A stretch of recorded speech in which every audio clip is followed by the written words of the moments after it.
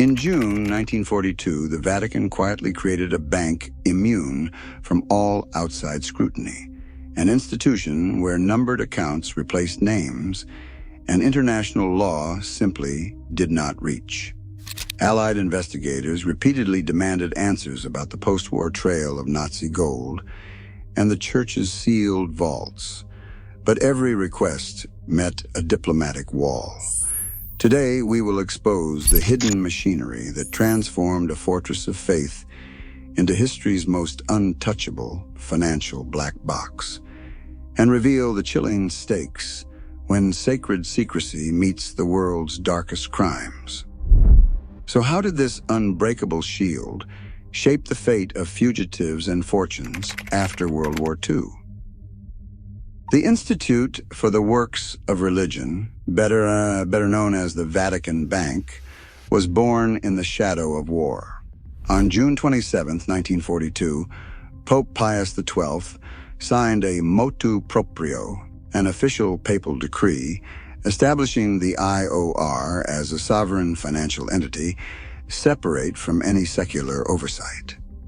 The founding statute, published in the Acta Apostolicae Sedis, declared its sole purpose was to manage assets for religious and charitable works. But buried in its language was a single word that would shape decades of secrecy: secreto. The statute ordered that all assets and transactions be handled with utmost diligence in the secrecy, a phrase that in legal practice meant the bank owed no explanation to any outside authority. Unlike ordinary banks, the IOR was governed by a commission of 5 cardinals, answering only to the Pope. There were no requirements for public audits, no obligation to publish balance sheets, and no external regulators allowed inside its walls. The statute made clear that the bank would be governed by its own norms, under the supreme direction of the Roman Pontiff, and that it would enjoy full juridical personality recognized by canon law. In plain terms, this placed the IOR outside the reach of Italian law, Allied investigators, or any international financial standards, and it conferred diplomatic immunity. The Lateran Treaty of 1929 had already recognized Vatican City as a sovereign state, immune from Italian jurisdiction. The 1942 decree extended this protection to the bank, exempting it from all taxes and fiscal burdens. Civil courts could not compel the IOR to disclose its records, and foreign governments had no legal channel to demand information about its clients or transactions.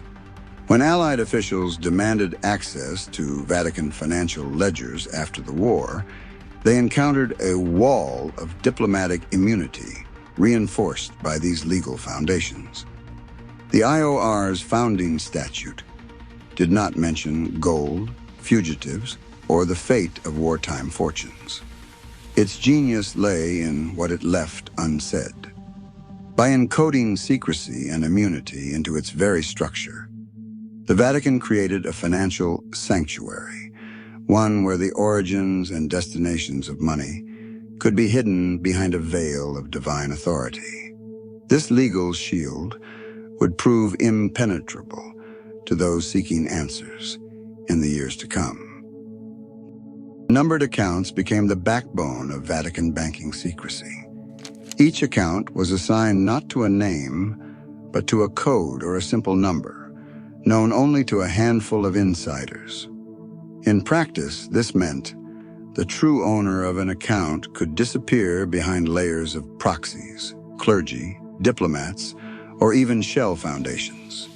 Vatican officers, many holding diplomatic passports, moved freely between Rome and neutral countries, immune from customs checks and police searches. Correspondent banks in Switzerland and Italy handled the Vatican's foreign transactions, providing another layer of insulation.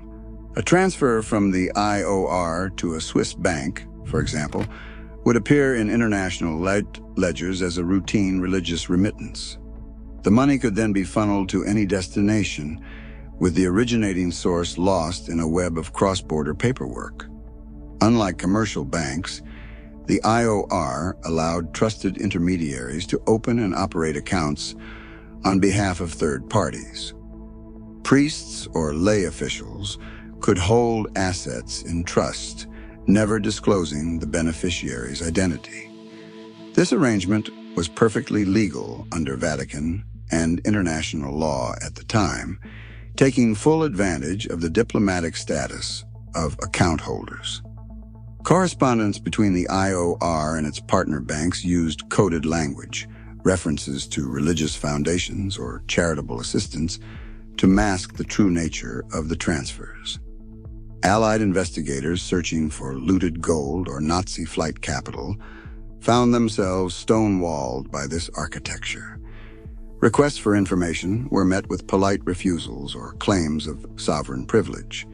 In this closed system, the movement of gold, securities, or cash left almost no paper trail.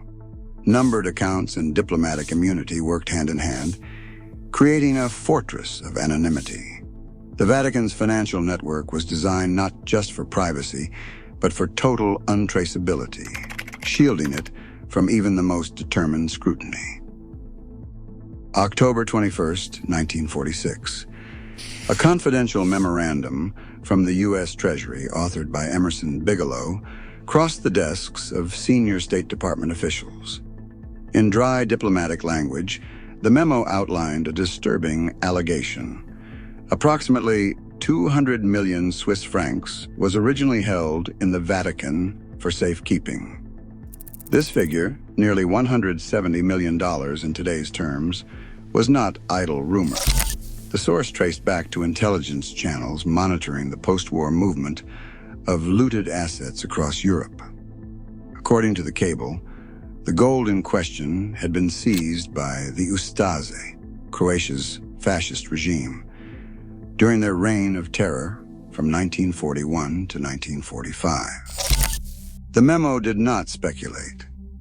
It quoted its sources directly, stating that the Vatican had accepted these assets not as charity, but as a repository beyond Allied reach. The provenance of the document is clear. National Archives Record Group 59, filed under State Department Wartime Economic Affairs. Its language is precise, almost clinical, but the implications are anything but. The phrase "held for safekeeping" appears in black and white, suggesting a deliberate act of custody, not a passing transaction. No mention is made of restitution or return. Instead, the cable describes a flow of gold and currency from Zagreb to Rome, then into the opaque accounts of the Vatican Bank. The Bigelow memo stands as a rare glimpse behind the diplomatic curtain, a paper trail that hints at a reservoir of assets, quietly shielded by the Holy See, waiting for their next destination. The existence of this memo would become a touchstone for investigators tracing the financial lifeblood of the Ratlins and the hidden fortunes that powered them. In July 1946, representatives from the United States, Britain, and France met with Vatican officials to confront a growing scandal. Hundreds of kilograms of Croatian gold, looted by the Ustaše, remained unaccounted for. The Tripartite Gold Commission, charged with post-war restitution, laid out its evidence. Its minutes recorded a direct question. What had become of the missing gold, estimated at 350 kilograms, last traced to Rome at the war's end? Vatican officials, led by an aide to Monsignor Giovanni Battista Montini, listened as Allied envoys pressed for answers. The commission cited intelligence cables and customs records tracing the gold's journey from Zagreb to the sanctuary of the Pontifical Croatian College of San Girolamo, an institution under Vatican protection. The Americans referenced the Bigelow Memorandum and other State Department reports. All pointed to the same conclusion. A substantial portion of the Ustaše treasury had entered Vatican custody, yet no restitution had been made to Yugoslav or Jewish claimants. The Vatican's response was measured and unyielding. Officials insisted that any assets received were private church donations, not state funds, and therefore fell outside the Commission's jurisdiction. They invoked the Holy See's sovereign status, refusing to disclose further details or grant access to internal records. The Allied delegation left with nothing but a written denial and the unresolved figure, 350 kilograms, hanging in the air. The gold in its paper trail had vanished behind the Vatican's wall of secrecy, leaving a gap that would haunt restitution efforts for decades. This was not a minor omission. It was a stain on the post-war quest for justice. Gold and cash moved quietly along the train lines and back roads of post-war Europe. But the true price of escape was settled in offices and bank vaults far from the border checkpoints. The rat lines, those clandestine corridors spiraling out from Rome and Genoa, required more than forged documents and sympathetic priests. For thousands of fugitives, survival came at a cost measured in dollars, gold coins, and the weight of favors owed to men in uniform. Argentina, under the rule of Juan Perón, became the primary haven for these arrivals. Between 1946 and 1949, ship manifests from Genoa to Buenos Aires recorded a surge of European tourists, many traveling under new names, their fares paid in cash or gold. The official price of passage on a third-class ticket hovered between $200 and $600, but for those fleeing justice, the real cost was far higher. Bribes to Italian port officials, forged Red Cross passports, and safe houses along the route pushed the average escapee's expenses into the thousands. OSS and CIC reports from the late 1940s estimated that a single passage could require $2,000 to $10,000, enough to fund a year's wages for a working family in post-war Italy. Genoa's shipping agents, often working with clerical intermediaries, handled payments in untraceable bundles, gold coins, Swiss francs, even jewelry stripped from the dead. Argentine immigration files, cross-referenced by historian Ukigoni, reveal that entire groups of arrivals, sometimes dozens at a time, entered the country with their expenses prepaid by shadowy benefactors. The money flowed through a corridor of banks and shell companies, often routed via Switzerland or Liechtenstein, before landing in Buenos Aires. Perón's government, eager to attract technical expertise and anti-communist allies, granted entry to thousands of these newcomers. Secret cables between Argentine envoys and European contacts coordinated pre-approved visas, with payment trails matching spikes in Swiss and Vatican-linked transfers. In the records of Fabricaciones Militares, Argentina's state arms manufacturer, more than $64 million in special expenditures is logged between 1945 and 1950, much of it unaccounted for, except for the sudden influx of European arrivals. The rat lines operated on a scale that demanded deep reserves. Each forged passport, each bribe, each ship's passage drew from a reservoir of hidden wealth, assets that had slipped out of the Reich and vanished into the opaque accounts of the Vatican Bank and its partners. Without this financial lifeline, the escape routes would have dried up, leaving thousands stranded at the edge of a continent that no longer wanted them. Monsignor Krunoslav Draganović arrived in Rome in May 1943, carrying more than just his priestly robes. As the war collapsed around the Ustaše regime, Draganović transformed the Pontifical Croatian College of San Girolamo into the nerve center of a clandestine operation. OSS surveillance files from 1946 describe San Girolamo as a hub of activity, with fugitives moving in and out under cover of darkness, Vatican-plated cars idling at the curb. and clerical staff shuttling between the college and the Vatican's guarded gates. Draganovic's skill was paperwork. He engineered a production line of forged identities using Red Cross travel documents, and Vatican-issued certificates to erase the pasts of men wanted for war crimes. Each passport stamped with a new name and a fresh start cost thousands in cash or gold. OSS reports tracked daily contact between Draganovich and intermediaries at the Vatican Bank, noting unexplained influxes of funds into accounts labeled for religious foundations. The source of this money was rarely questioned, a sign of institutional secrecy.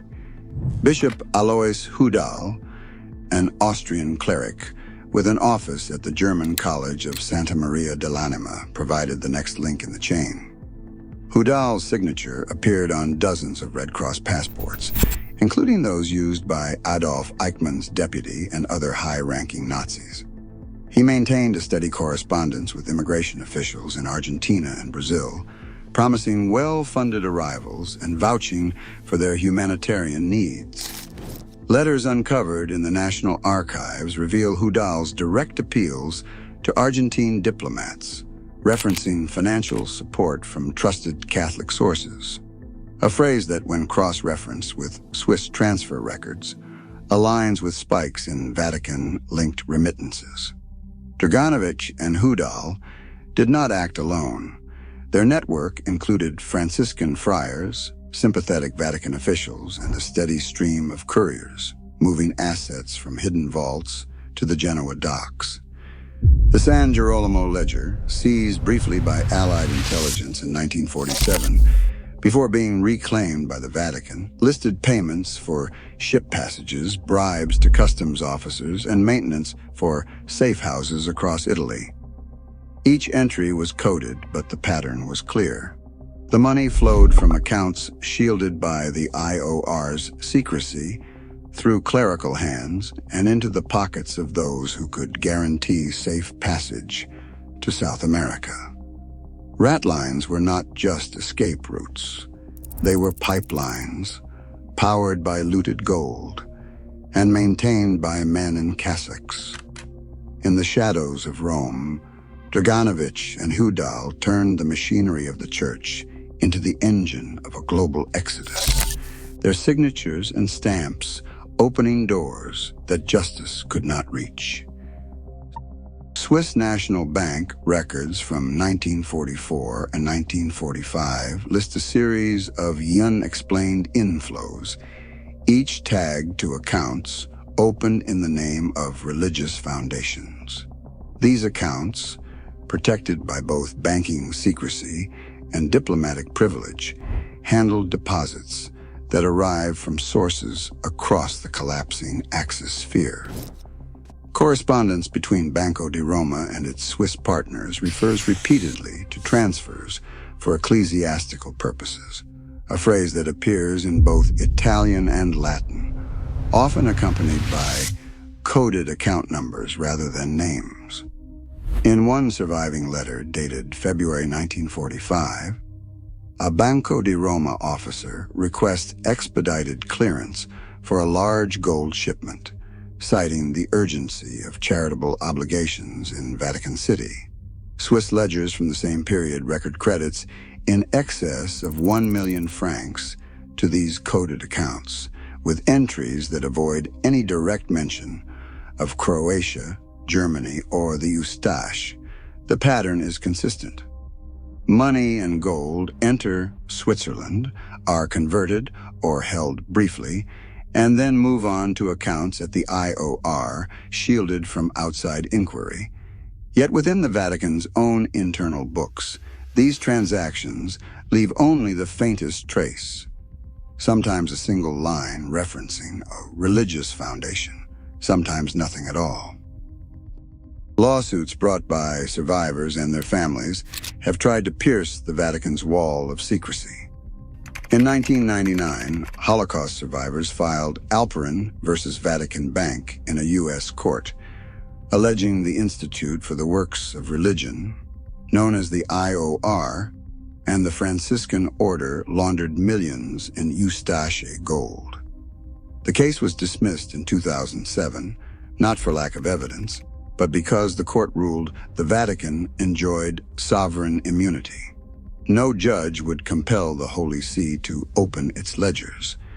Legal petitions from Yugoslav and Jewish survivors in the 1950s and the 1960s echo through archival records. Gold from our villages in Vatican vaults, denied to orphans. Their pleas went unanswered, as Vatican officials insisted all assets were private donations, not subject to restitution. Skeptical historians point to the gaps: no direct chain of custody, no public ledgers, no confession from the Vatican itself. The Holy See's official reply to recent documentary requests remains pending, with only a formal acknowledgement of receipt. Yet the absence of transparency itself becomes part of the story. As survivors aged and died, the question of moral responsibility grew heavier. Critics compare the Vatican's refusal to disclose with post-war U.S. programs like Operation Paperclip, where Cold War priorities trumped justice. The debate remains alive, shaped by missing records, unanswered letters, and the enduring silence of the Church. Today, the Vatican Bank still shields its accounts from outside scrutiny, citing sovereignty over transparency. As secrecy persists, vital questions about accountability and complicity go unanswered. This is not just about history, it is about every institution that claims moral authority. The true cost of hidden ledgers is not just lost gold, it is trust eroded in silence. What would real reckoning look like? Share your thoughts below.